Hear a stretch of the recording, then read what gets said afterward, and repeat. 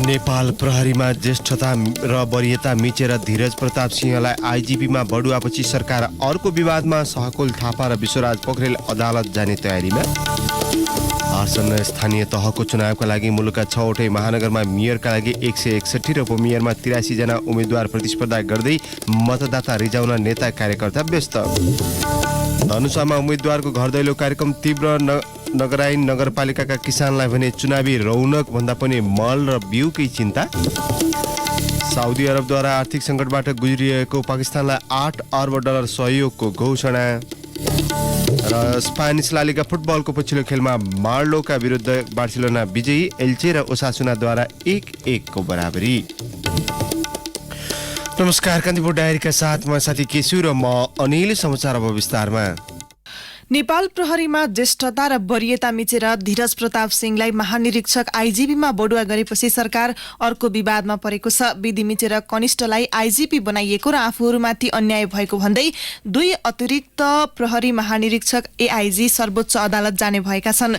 प्रहरीमा ज्येष्ठता र वरियताका आधारमा बढुवा गर्ने विधि छ। कुनै पनि पदमा पहिल्यै पुगेकाहरू अरूभन्दा ज्येष्ठ हुन्छन् भने कुनै निश्चित पदमा एकै दिन पुगेकाहरू बीच पनि वरियता कायम गरिएको हुन्छ। महानिरीक्षकका दावेदार विश्वराज पोखरेल 2077 मङ्सिर 25 मा र अर्का दावेदार सहकुल थापा गत असार 24 मा एआइजीमा बढुवा भएका थिए। त्यस्तै गत चैत 7 मा सिंह र रविन्द्र बहादुर धानुक एआइजी पदमा पुगेका थिए।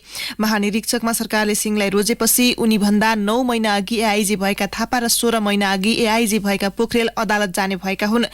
त्यसो त 2049 चैत 12 मा एकै दिन प्रहरी निरीक्षकबाट सेवा प्रवेश गरेका सिंह, पोखरेल र थापा डीएसपी, एसपी र एसएसपी सम्मको बढुवामा सँगसँगै थिए। ओली सरकारले 2077 मङ्सिरमा एआइजीमा दरबन्दी थपेर पोखरेलको एकल बढुवा गरेपछि उहाँलाई आइजिपी बनाउने बाटो सहज बनाएको थियो। एसएसपी सम्म आफू वरियताका अगाडि रहे पनि अचानक वरियता मिचेर पोखरेललाई डीआइजी र एआइजी बनाइएको भन्दै सिंहले असन्तुष्टि पोख्नु भएको थियो, तर उहाँ अदालत जानु भएन। त्यसको 7 महिनापछि एआइजीको अर्को दरबन्दी थपेर थापालाई एआइजी बनाइएको थियो। पोखरेललाई आइजिपी बनाउने मार्गचित्र अनुसार एआइजीको दरबन्दी थपिएको थियो भने थापालाई पनि प्रतिस्पर्धामै राख्न दरबन्दी बढाइएको थियो।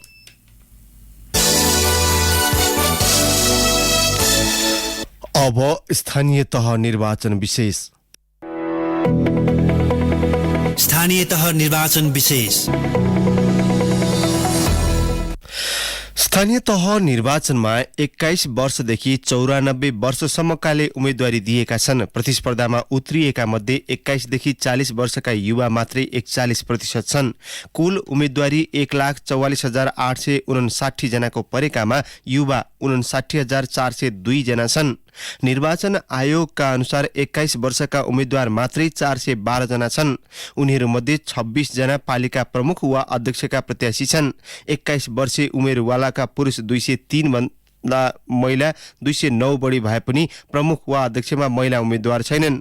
प्रमुख वा अध्यक्षमा स्वतन्त्र हैसियतमा उम्मेदवारी दिने 21 वर्षीय युवा 18 जना छन्। तीमध्ये 12 जना मध्य प्रदेशका छन्। राजनीतिक दलले पनि 21 वर्षका युवालाई पत्याएर प्रतिस्पर्धामा उतारेका छन्। राष्ट्रिय युवा परिषदका उपाध्यक्ष सुरेन्द्र बस्नेतले स्थानीय तहको निर्वाचनमा युवा उम्मेद्वार संख्याले राजनीतिमा युवाको सहभागिता बढेको संकेत गर्ने बताउनुभयो। कुल जनसङ्ख्याको 40% युवालाई प्रतिनिधित्व गर्दै राजनीतिमा युवा अघि बढ्नु सकारात्मक भएको उहाँको भनाइ छ। यो पालिको निर्वाचनमा 94 वर्षसम्मका उम्मेद्वार छन्। 41 देखि 94 वर्ष उमेर समूहका उम्मेद्वारको संख्या 85,457 रहेको छ। आसन्न स्थानीय तहको निर्वाचनका लागि 6वटै महानगरमा चुनावी माहौल तातिएको छ। मुख्य राजनीतिक दलहरूले स्थानीय तहको चुनावका लागि महानगरलाई प्रतिष्ठाको सवालका रूपमा लिएका छन्। राजनीतिक दलका नेता कार्यकर्ताले आफ्ना पक्षका उम्मेद्वार जिताउने तयारी स्वरूप घर दैलो अभियानलाई तीव्र बनाएका छन्।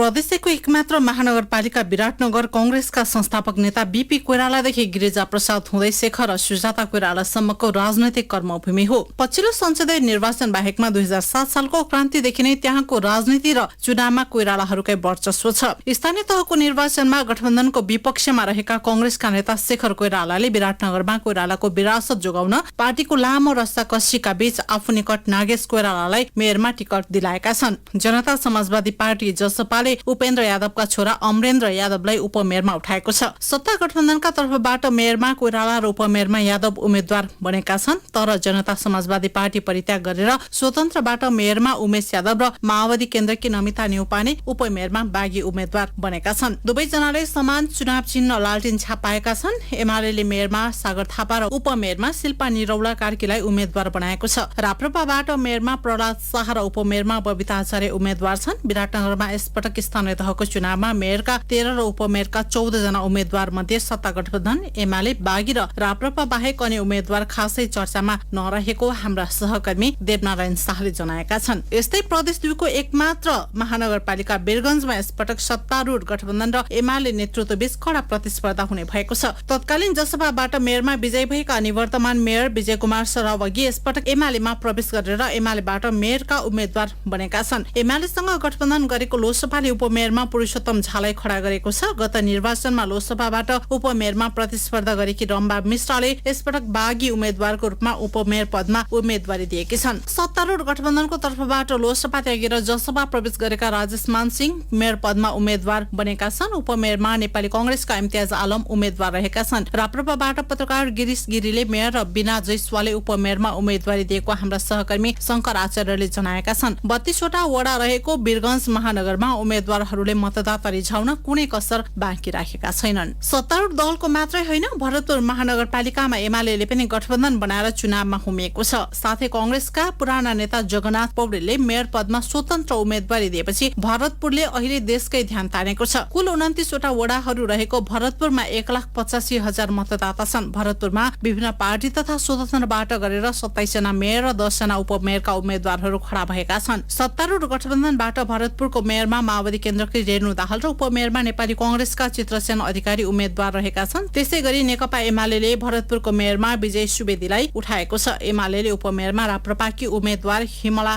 गुरुङलाई सघाउने भएको छ। सत्तारूढ गठबन्धनमा भएको तालमेलका कारण अप्ठ्यारोमा परेको एमाले र आफ्नै दलभित्रको असन्तुष्टि हल गर्न र गठबन्धन व्यवस्थापनका लागि बढी समय खर्चेका सत्तारूढ दलहरू अहिले चुनावी प्रचार प्रसारमा हुमिएका छन्। मेयरमा जगन्नाथ पौडेलले स्वतन्त्र उम्मेदवारी दिएर चुनाव चिन्ह भुइँकटर पाएपछि शुरू भएको उनको प्रचार प्रसार अभियानले पनि भरतपुरको चुनावी माहौल तताएको हाम्रा सहकर्मी रमेश पौडेलले जनाएका छन्। पोखरा महानगरपालिकामा चुनावी सरगर्मी ह्वाते बढेको छ। राजनैतिक दल र केही स्वतन्त्र उम्मेद्वारहरू आफ्ना एजेन्डा सहित मतदातासँग भोट माग्न पुग्न थालेका छन्। पोखरामा अहिले प्रमुखमा 23 र उपप्रमुखमा 8 जनाको उम्मेदवारी परेको छ। 5 दलीय गठबन्धनबाट पोखराको मेयरमा नेकपा एकीकृत समाजवादीका धनराज आचार्य, नेकपा एमालेका कृष्ण बहादुर थापा, राप्रपाका शंकर खराल, अटेरी समूहबाट स्वतन्त्र उम्मेद्वार खड्गराज पौडेल लगायत उम्मेद्वार छन्। उपमेयरमा गठबन्धनबाट कांग्रेसकी कोपिला राणा भाट, एमालेकी निवर्तमान उपमेयर मञ्जु देवी गुरुङ लगायत उम्मेद्वार छन्। गठबन्धनको विरोधमा उत्रेका कांग्रेसका क्षेत्रीय प्रतिनिधि विमल बहादुर कार्कीले बागी उम्मेदवारी दिएका छन्। पोखरा महानगरमा 2,81,833 मतदाता रहेको हाम्रा सहकर्मी लाल प्रसाद शर्माले जनाएका छन्। यता काठमाडौँ उपत्यकाको ललितपुर महानगरपालिकामा 586 जनाको उम्मेदवारी परेको जिल्ला निर्वाचन कार्यालयले जनाएको छ। 29 वटा वडा रहेको ललितपुरमा विभिन्न पदका लागि सो संख्यामा उम्मेदवारी दर्ता भएको हो, जसमध्ये मेयर पदमा 13, उपमेयरका लागि 11 जनाको उम्मेदवारी परेको छ।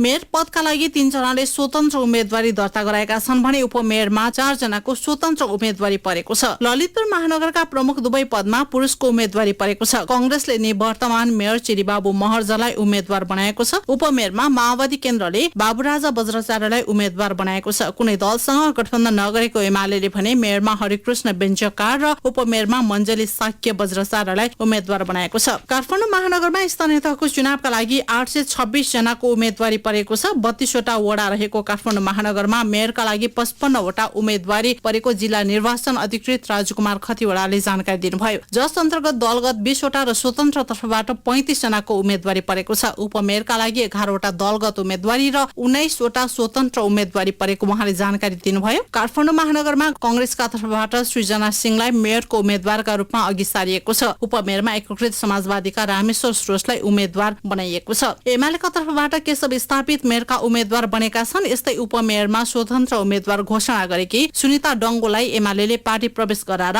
उपमेयरमा उठाएको छ। रेडियो कान्तिपुरका लागि जिल्ला सहकर्मीहरूका साथमा पार्वता चौधरी।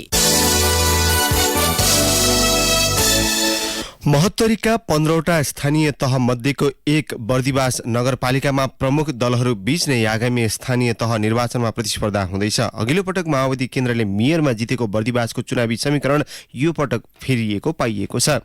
मुख्य प्रतिस्पर्धी मानिएको कांग्रेसका स्थानीय नेताले बागी उम्मेदवारी दिएपछि रोचक प्रतिस्पर्धा हुने देखिएको छ। बर्दिवास नगरपालिकामा माओवादी केन्द्र, नेपाली कांग्रेस, एमाले र मधेस केन्द्रीय दलका उम्मेद्वारहरू प्रतिस्पर्धामा छन्। सत्तारूढ दलहरू बीच तालमेल हुन नसकेपछि स्थानीय निर्वाचनमा सबैजसो दल बर्दिवासमा एक्लै लड्दैछन्। सत्तारूढ दल बीच तालमेल हुन नसक्नुको कारणबारे माओवादी केन्द्रका नेता एवं मेयरका प्रतिस्पर्धी राजु खड्का भन्छन्, जिल्लामा 5 दलले गठबन्धनको हामी 5-7 पटक मिटिङ पनि बस्यौं, केही प्रयत्नहरू पनि भयो।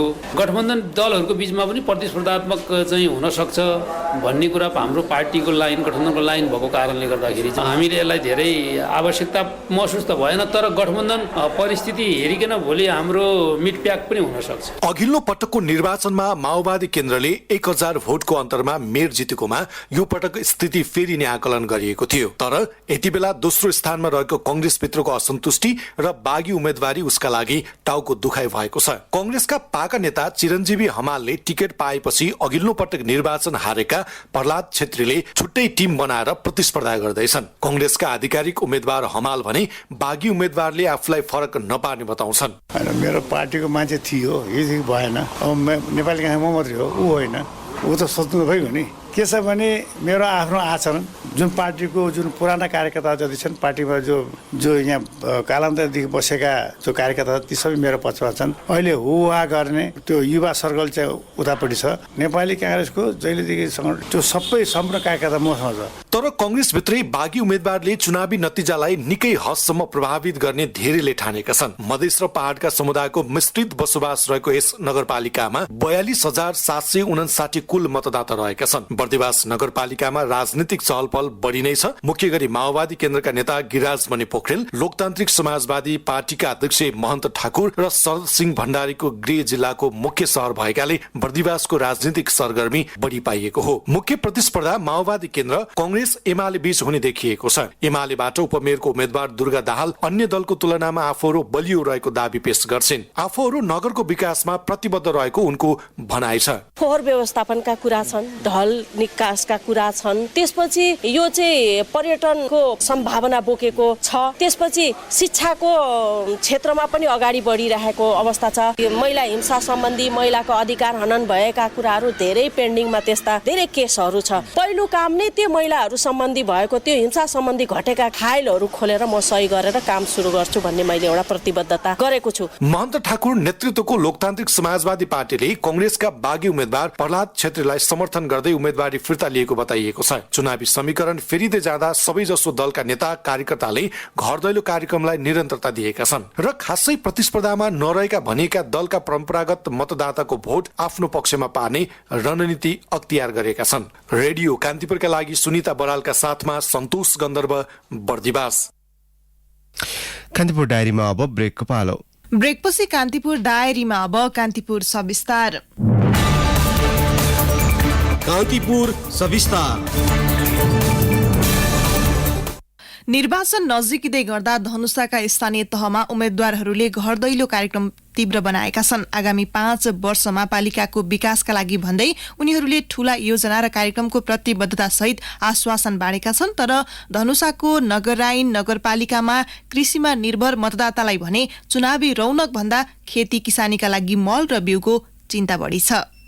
नगरपालिकाको पछिल्लो तथ्याङ्क हेर्ने हो भने करिब 90% जमिनमा खेती हुन्छ र अधिकांश नगरवासी कृषिमै निर्भर छन्। स्थानीय सरकार आएपछि वर्षौंदेखि भोग्दै आएको मलखाद, बिउ बिजन र कृषि सामग्री सजिलै पाउने उनीहरूको अपेक्षा थियो, तर अवस्था फेरिएको छैन। कृषि सामग्रीका लागि सीमावर्ती भारतीय बजार पुग्नुपर्ने त्यहाँका स्थानीयवासीको बाध्यता हो। वडा नम्बर 2 का स्थानीय राम लक्ष्मण यादवलाई स्थानीय सरकार प्रति कुनै भरोसा छैन। उनी भन्छन्, किछो हुँदैन, इन्डिया से लाए, खेती गरियो, खाद पानी इंडिया से लायो, बीज पनि इंडिया से लायो, कोई से फायदा छैन, किसी से फायदा छैन। वडाध्यक्ष हो, मेयर हो, चाहे मन्त्री हो। नगरपालिकाका 9वटै वडाका स्थानीयवासीको मुख्य आमदानीको स्रोत कृषि हो, तर किसानले बालीको सिजनमा समयमै आवश्यक कृषि सामग्री नपाउने समस्याले पिरोलिरहन्छ।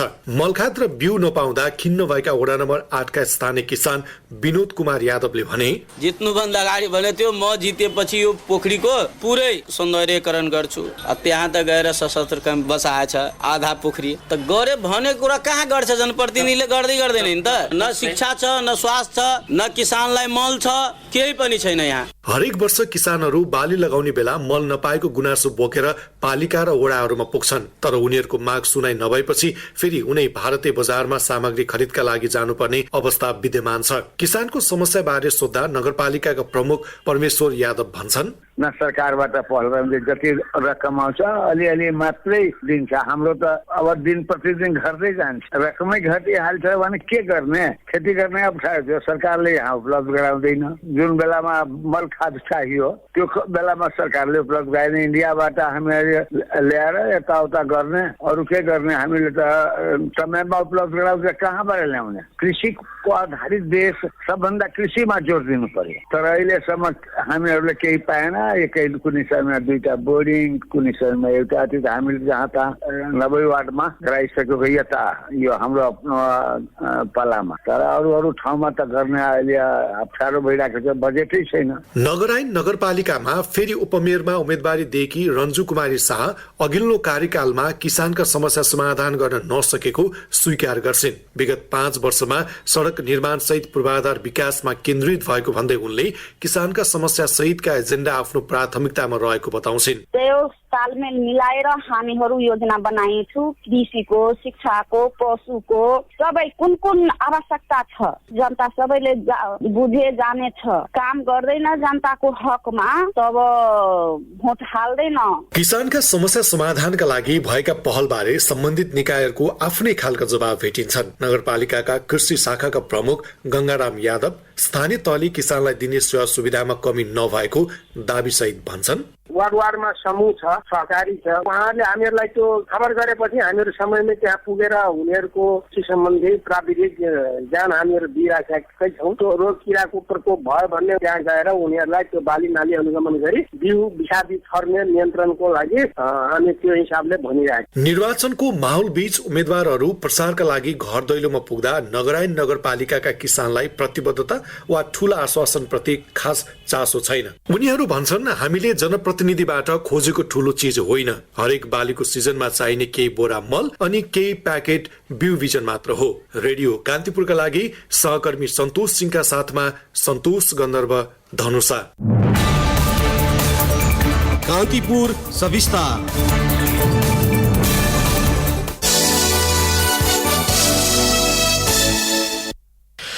सरकारले 5 देखि 11 वर्ष उमेर समूहका बालबालिकालाई कोभिड-19 विरुद्धको खोप चुनाव अघि लगाइसक्ने भने पनि अझै ल्याउने निश्चित भएको छैन। स्थानीय चुनाव आउन 11 दिन मात्रै बाँकी रहँदा सरकार खोप खरिद प्रक्रिया नै रोकेर बसेको छ। स्वास्थ्य मन्त्रालयले चैत मसान्तमै वैशाख दोस्रो साताभित्रमा कोभ्याक्सले नदिए खरिद गरेर भए पनि चुनाव अघि फाइजर खोप लगाइसक्ने निर्णय गरेको थियो। खोप खरिद गर्न मन्त्री परिषदबाट स्वीकृति पनि प्राप्त भइसकेको हो, तर अहिलेसम्म कोभ्याक्स मार्फत आउने खोप कुरेर सरकारले खरिद प्रक्रिया रोकेको छ। वैशाख पहिलो साता भारतका विभिन्न राज्यमा संक्रमण दर उच्च गतिमा फैलिएपछि सरकारले खोप खरिदमा चासो देखाए पनि पछि गम्भीरता देखाएको छैन। शिक्षा मन्त्रालयले द्वन्द्व पीडित 233 शिक्षकलाई पुनर्बहालीको तयारी गरेको छ। यसैगरी 18 जनालाई काम गर्न 41 जनालाई निवृत्ति भरण र 284 अस्थायीलाई एकमुष्ट आर्थिक सहायता दिने भएको छ। मन्त्रालयले मन्त्री परिषदबाट गत चैत 16 मा भएको राजनैतिक पूर्वाग्रह, द्वन्द्व तथा आन्दोलनका कारण हटाइएका शिक्षक तथा कर्मचारीको व्यवस्थापन निर्णय अनुसार कार्यान्वयन प्रक्रिया अघि बढाएको हो।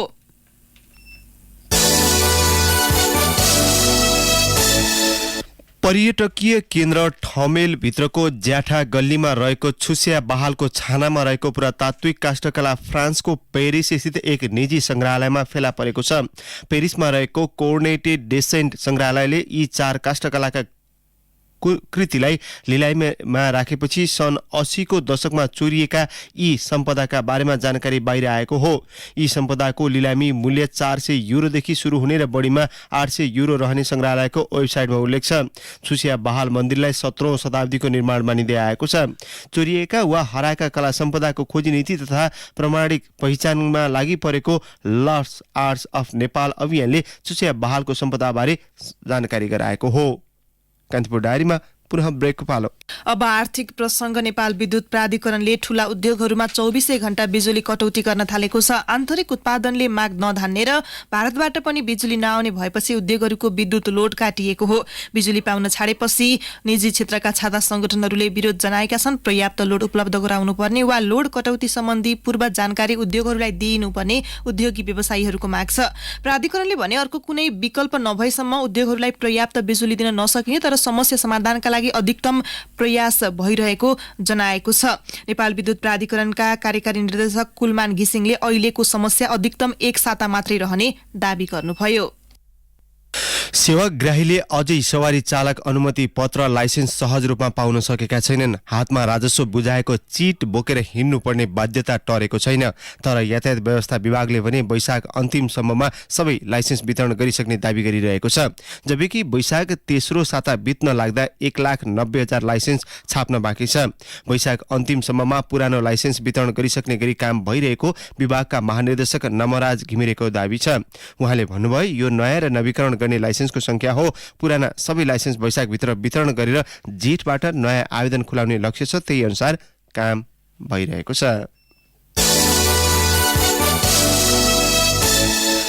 अब अन्तर्राष्ट्रिय प्रसंग। आर्थिक संकटबाट गुज्रिरहेको पाकिस्तानलाई साउदी अरबले $8 अर्ब सहयोग गर्ने भएको छ। पाकिस्तानका प्रधानमन्त्री शहबाज शरीफ साउदी अरब भ्रमणका क्रममा सो सहयोग सम्झौतामा हस्ताक्षर भएको हो। साउदी अरबको सहयोगले पाकिस्तानको अर्थतन्त्र सुधार्न सहयोग पुर्याउने विश्वास गरिएको समाचार संस्था पीटीआईले जनाएको छ। पछिल्लो समय साउदी अरबियाले पाकिस्तानलाई निरन्तर सहयोग गर्दै आएको छ। आर्थिक संकटमा परेको पाकिस्तानको विदेशी मुद्रा सञ्चित गत महिना $11 अर्ब भन्दा तल झरेको थियो। अब खेल प्रसंग। स्पेनिस ला लिगा फुटबलको पछिल्लो खेलमा बार्सिलोना विजयी भएको छ। मार्लोका विरुद्ध जित हात पार्दै बार्सा तालिकाको दोस्रो स्थानमा उक्लिएको हो। मार्लोका माथि बार्साले 2-1 को जित निकाल्दै तालिकामा सुधार गर्न सफल समेत भएको छ। बार्साका लागि मेम्फिस डिपे र सर्जियो बस्कोइसले गोल गर्दै टोलीलाई जित दिलाएका थिए। एन्टोनियो राइलोले गोल गर्दै मार्कोलाई खेलमा फर्काउने प्रयास गरे पनि जित हात पार्न सकेन। स्पेनिस ला लिगा फुटबल अन्तर्गत गैरातीका अन्य खेलमा एल्चे र ओसासुनाले 1-1 गोलको बराबरी गरेका छन्। ग्रानाडा र सेल्टा विगो तथा रायो भालेकानो र रियल सोसिडाडले पनि 1-1 को बराबरी खेलेका छन्। रियल मड्रिडले यसअघि नै ला लिगाको उपाधि उचालिसकेको छ। अब मौसम सम्बन्धी जानकारी। काठमाडौँ उपत्यका सहित मुलुकभर बदलिरही केही स्थानमा वर्षाको सम्भावना रहेको जल तथा मौसम विज्ञान विभागले जनाएको छ। केही बेर अघि 18 डिग्री सेल्सियस मापन गरिएको काठमाडौँ उपत्यकाको अधिकतम तापक्रम आज 24 डिग्री सेल्सियससम्म पुग्ने विभागको अनुमान छ। सूर्योदय बिहान 5:23 भयो भने सूर्यास्त साँझ 6:38 हुनेछ। हवस् त, प्रसङ्ग सहित कान्तिपुर डायरीको यो बुलेटिन अहिलेलाई यहीँ सकिन्छ। साथी केशु र म अनिल विद्या माग्छौँ। नमस्कार।